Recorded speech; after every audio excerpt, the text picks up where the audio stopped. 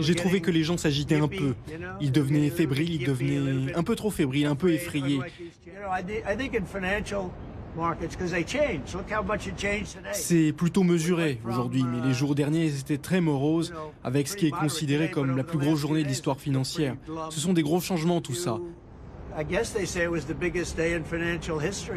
Et je pense que le mot, c'est flexibilité. Il faut être flexible. Et on part tout de suite à Washington. On vous retrouve Antoine Hollard pour BFM Business. Comment expliquer cette volte-face spectaculaire du président américain, Antoine ? Écoutez, Donald Trump recule essentiellement sous la pression de Wall Street. Le président d'ailleurs l'a reconnu assez ouvertement. Il dit qu'il a regardé les marchés et en particulier les marchés obligataires.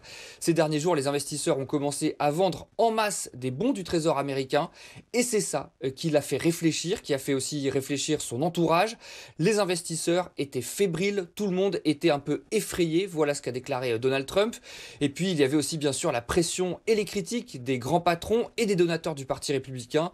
La Maison-Blanche a été submergée de coups de fil ces derniers jours. Tout cela l'a donc incité à plier. Alors après coup, l'entourage du président a bien tenté de présenter cette volte-face sous un jour plus positif, en expliquant qu'en réalité, Trump avait tout prévu, que ça fait partie de sa stratégie, qu'il déroule un plan mûrement réfléchi. Mais là encore, les déclarations du président contredisent cette version.